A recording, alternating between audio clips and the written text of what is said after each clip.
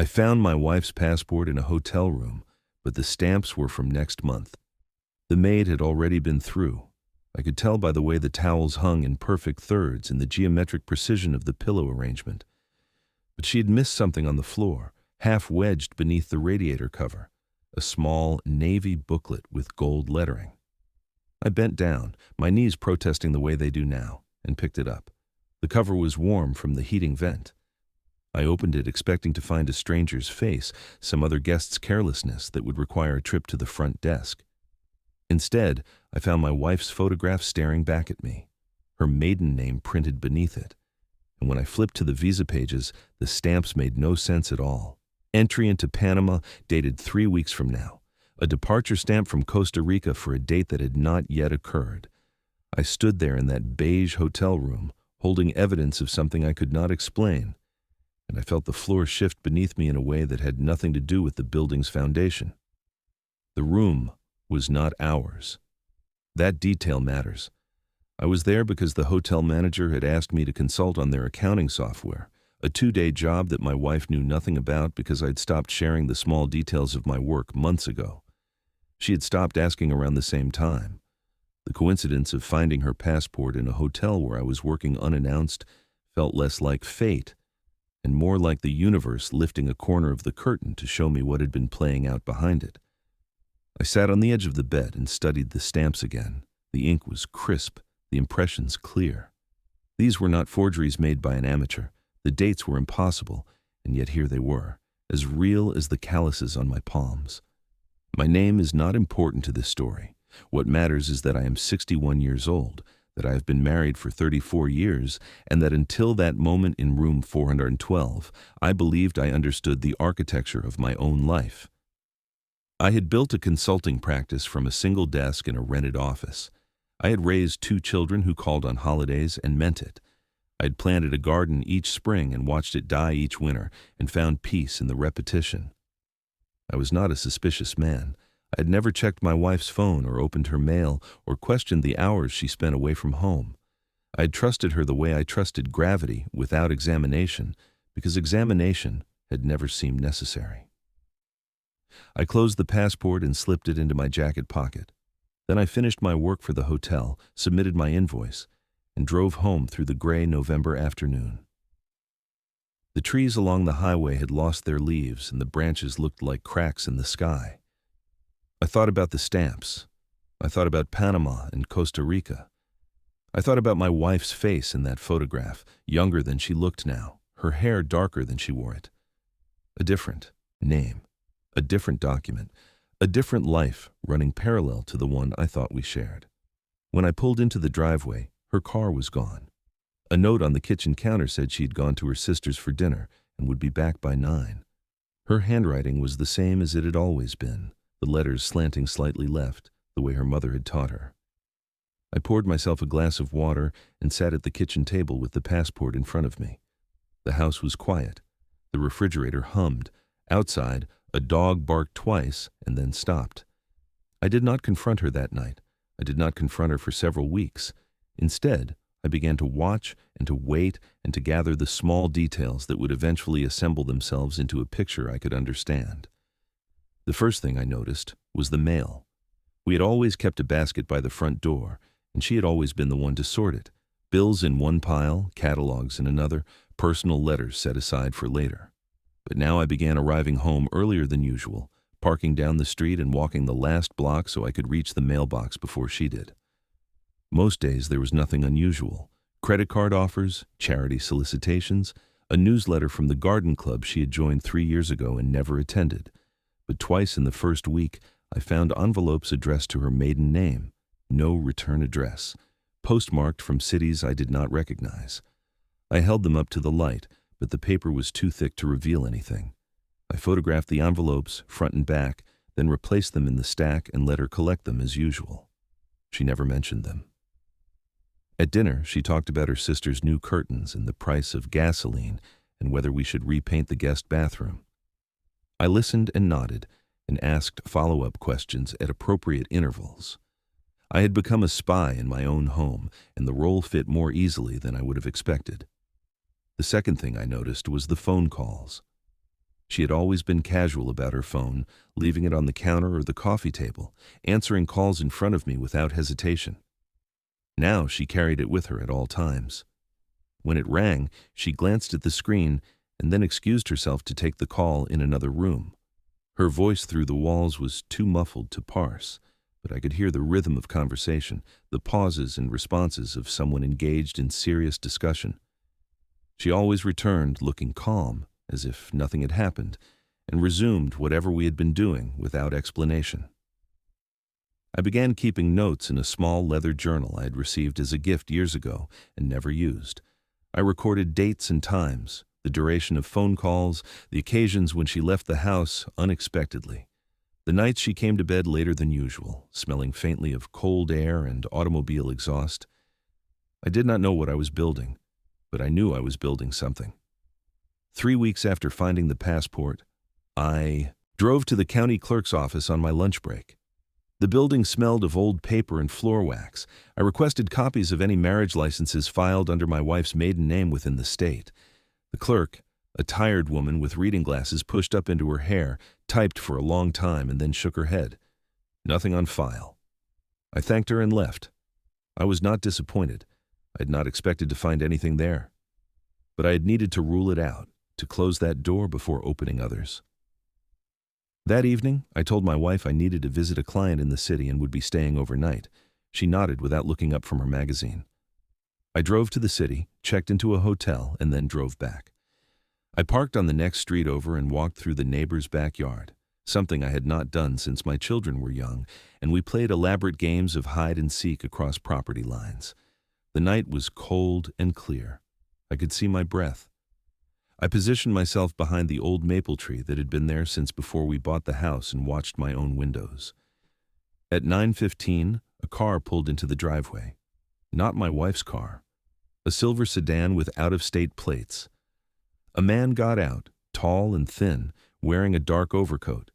He walked to the front door as if he had done it many times before. My wife opened the door before he knocked. They did not embrace, but there was a familiarity in the way they stood together, a shared understanding of space and distance. He went inside. The door closed. The lights in the living room went on, then off, then on again in the upstairs bedroom. I watched for 2 hours. The cold seeped through my jacket and into my bones. When the man finally left, it was nearly midnight. He walked to his car without hurrying, started the engine, and drove away. I memorized the license plate, repeating it to myself like a prayer. Then I walked back through the neighbor's yard and drove to my hotel in the city. I did not sleep that night. I sat in a chair by the window and watched the city lights and thought about what I had seen. Jealousy was part of it. I will not pretend otherwise. But beneath the jealousy was something colder and more patient, a need to understand, a refusal to act until I knew exactly what I was acting upon. The license plate led me to a rental company. The rental company, after some persuasion and a modest fee to a private investigator I found, through professional contacts, led me to a name. The name was Daniel Mercer. He was 58 years old. He worked for an import-export firm with offices in 3 countries. His employment history included a long stint with a government agency whose purpose I could only guess at. He had no criminal record, no outstanding debts, no public profile beyond the minimal details required by modern life. He was, in other words, a ghost wearing a man's credentials. I began to research import-export firms. I learned about shell companies and foreign subsidiaries, and the Byzantine pathways money travels when it does not want to be followed. I learned about second passports and citizenship by investment, and the small nations that will sell you a new identity for the right price. I learned enough to understand that my wife's passport with its impossible stamps was not a forgery at all. It was a real document from a real country, backdated and pre-stamped to establish a travel history that did not yet exist. Someone was building her an escape route. Someone was preparing for her to disappear. The realization settled into me slowly, like water seeping into stone. My wife was not having an affair in the conventional sense. She was planning to leave, not just leave me, but leave everything. Her name, her history, her entire existence as she had lived it for more than 3 decades, and she had been planning it for long enough to involve professionals, to acquire documents, to establish contacts in countries I had never heard her mention. I thought about confronting her then. I played out the conversation in my mind, the accusations, the denials, the inevitable collapse into recrimination and tears. But I knew how that conversation would end. She would lie, and I would believe her, because I wanted to believe her, because the alternative was a loneliness so vast I could not see its edges. So I did not confront her. Instead, I continued to watch, and I began to plan. The first step was to protect myself legally. I met with an attorney, not the lawyer who had handled our wills and property transfers over the years, but someone new, someone who specialized in what he delicately called complex marital situations. I explained what I had found without emotion. He listened without judgment. He advised me to document everything, to gather evidence, to prepare for the possibility that my wife would attempt to hide assets or fabricate grounds for divorce. I followed his advice with the same methodical precision I brought to my consulting work.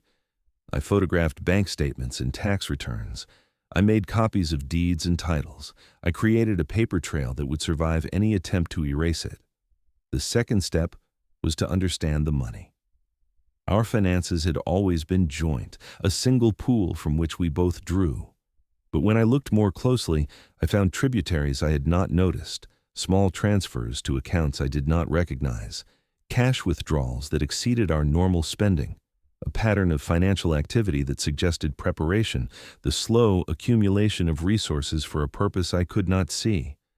I traced what I could and documented what I could not. The picture remained incomplete, but the outline was clear enough. The third step was the hardest. I had to decide what I wanted, not what I felt, not what I feared, but what I actually wanted when all the emotion was stripped away. I sat with that question for many nights. I walked through the neighborhood in the early morning hours when the streets were empty and the world felt suspended between one day and the next. I thought about 34 years, the children we had raised, the holidays and illnesses and ordinary evenings that had accumulated into a life. I thought about the woman I had married, young and bright and full of plans, and I tried to reconcile her with the woman who was now preparing to disappear without a word. I could not do it. The two women refused to merge, and in that failure, I found my answer. I did not want to save my marriage. I wanted to understand it.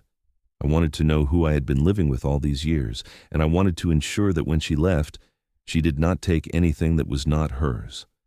The opportunity came in December. She announced that she needed to visit her sister for a few days, a claim I no longer believed but did not challenge. I drove her to the airport myself, kissed her goodbye at the departure's curb, and watched her walk through the automatic doors with a single carry-on bag. Then I went home and began my search. I started in her closet. Behind the winter coats in a box labeled tax receipts, I found a second phone. It was powered off and protected by a passcode I did not know. I photographed it and put it back. In the bottom drawer of her dresser, beneath a stack of old sweaters, I found a folder of documents. Bank statements from an institution I did not recognize, showing a balance that made me sit down on the edge of the bed. Property records for a house in a country I had never visited. A photograph of a man I did not know, smiling in front of a building with white walls and red tiles on the roof. I photographed everything. I put everything back exactly as I had found it. In her home office, hidden in a false bottom of a desk drawer, I found the second passport again. She had retrieved it from wherever she had hidden it after the hotel. I opened it and looked at the stamps once more. The dates had changed. Now they showed travel that had supposedly occurred last month, entries and exits establishing a history of visits to countries where she could easily claim residence. The fiction was being updated, refined, made more plausible with each passing week. I also found letters, dozens of them, spanning years. They were written in a hand I did not recognize, addressed to my wife by her maiden name, and they told a story I had never suspected. The letters were from her brother, the brother who had died in a car accident before I met her, the brother whose death she had mourned so deeply that she rarely spoke of him. keeping his memory locked away in a grief I thought I understood. But the letters were dated after his supposed death. They referenced events that had happened years later. They discussed money and arrangements and a future that assumed both of them would be alive to see it. Her brother had not died. He had disappeared, and she had been in contact with him the entire time, hiding a relationship that predated our marriage and had continued. Through every year of it, I sat on the floor of her office, surrounded by the evidence of a life I had never known existed, and I felt something break loose inside me. Not my heart, something more fundamental. The structure of belief that had held my world in place. I put everything back. I cleaned up any sign of my presence. Then I sat in the living room and waited for her to return. She came back 3 days later, tanned and relaxed, carrying a small gift bag with tissue paper blooming from the top. A present from her sister, she said, a scarf she had seen in a shop window and could not resist. I thanked her and set it aside. We ate dinner together. We watched television. We went to bed at our usual time, and she fell asleep with her back to me, breathing the slow rhythm of someone with nothing on her conscience. I lay awake for hours staring at the ceiling, and I made my decision. The next morning, I called my attorney and set the process in motion. I asked him to prepare divorce papers citing irreconcilable differences, nothing more specific, nothing that would alert her to what I knew. I asked him to file a petition to freeze our joint accounts pending the divorce proceedings. I asked him to recommend a forensic accountant who could trace the money she had moved and determine exactly how much of it was legally mine. Then I called Daniel Mercer. I had found his phone number weeks earlier, buried in a database accessible to those who knew where to look. He answered on the third ring, his voice cautious but not surprised. I told him who I was. I told him what I had found. I told him that I was not interested in revenge or confrontation or any of the dramatic gestures that people expect in situations like this. I was interested only in protecting my assets and my future. I said that I knew about the passport and the brother and the house in the foreign country. I said that I assumed his involvement was professional rather than personal, that he was being paid to facilitate something, and that I did not particularly care what that something was as long as it did not cost me anything I was not willing to give. There was a long silence on the line. Then he laughed, a short sound without humor. He told me that my wife had hired him to help her disappear, that she had been planning it for 5 years, that the brother was indeed alive, living under a different name in a country with favorable banking laws, and that he had been the architect of the entire plan. He told me that she intended to leave before the end of the year, that the documents were ready, and that the only thing remaining was the transfer of certain funds from our joint accounts to locations beyond the reach of American courts. I asked him why he was telling me this. He said that he was a professional, and professionals respected competence.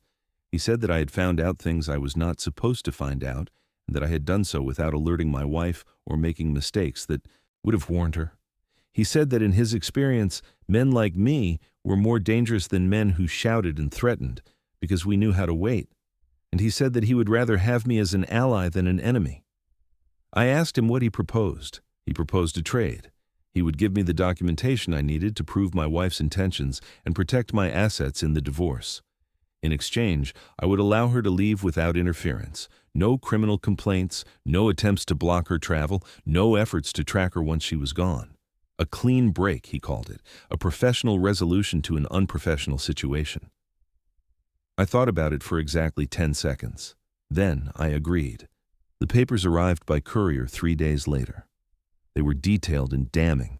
Bank records showing systematic transfers over years, communications with her brother outlining the plan, a timeline of her intended departure, complete with flight numbers and hotel reservations. I gave copies to my attorney. He filed the divorce petition that afternoon. She was served the next morning at breakfast by a process server who arrived at our door with an envelope and an apology for the interruption. I watched her face as she read the documents. First confusion, then recognition. Then something cold and hard settling behind her eyes like a door closing. She looked at me across the kitchen table. I'd not expected to feel anything at that moment. I had spent so many weeks preparing for it, armoring myself against whatever would come. But I felt a great tiredness, as if all the years of our marriage had suddenly announced their weight. She asked me how long I had known. I told her. I told her about the passport in the hotel room, about the rental car in the driveway, about the letters from her supposedly dead brother. I told her calmly, without accusation, laying out the facts like an accountant reviewing a ledger. She did not deny anything. That surprised me. I had expected lies, the familiar deflections and rationalizations that had probably always been there beneath the surface of our conversations. Instead, she simply nodded, as if I had finally caught up to a truth she had known all along. She asked me what I wanted. I wanted her gone. I wanted the house. I wanted half of everything that was legally ours and none of her hidden money, which I assumed was tainted in ways I did not want to know. I wanted her to leave the country as she had planned and never contact me or our children again. I wanted a clean break, the same thing her professional had proposed, just with different terms. She agreed without argument. Her lawyer contacted mine. The negotiations were brief and businesslike. Within 2 weeks, the divorce was finalized. Within a month, she was gone. I learned later that she had flown to Panama, just as her passport had predicted. From there, she traveled to Costa Rica and then to a country whose name I will not mention. Her brother met her at the airport. They disappeared together into whatever life they had been building in secret all those years. Our children asked questions, of course. I told them that their mother and I had grown apart, that we had decided to live separate lives, that I wished her well wherever she went. They did not believe me entirely, but they accepted the story because it was easier than demanding the truth. The truth, I had learned, was rarely what people wanted. They wanted a narrative they could understand, a shape they could hold in their minds. I gave them that shape and kept the rest for myself. I still live in the house. I still tend the garden, though the roses have not come back as strong since she left. I have my work and my routines, and the quiet satisfaction of having handled something impossible with something like grace. Some nights I take out the small leather journal and read through my notes, the dates and times, the license plates and phone calls, the patient accumulation of evidence that eventually became my protection. I do not know if I would have done it differently, knowing what I know now. I do not know if confrontation would have led somewhere better than the cold resolution I chose instead. But I know this. I am still here. I'm still standing in my own house, cooking my own meals, sleeping in my own bed. She is the one who had to disappear. She is the one who gave up her name, her history, her children. I kept everything I had built, and she kept only what she could carry. That, I think, is what justice looks like when you are old enough to recognize it. Not punishment, not revenge, just the quiet certainty that you protected what was yours and let go of what was never really there at all. The garden will need attention in the spring. I have been thinking about expanding the vegetable beds, maybe adding a small greenhouse where the old shed used to be. There is still time to build something new, even now, especially now. The house is quiet tonight. The refrigerator hums. Outside, a dog barks twice and then stops. I sit at the kitchen table with a glass of water, and I think about the future, and I find that I am not afraid of it.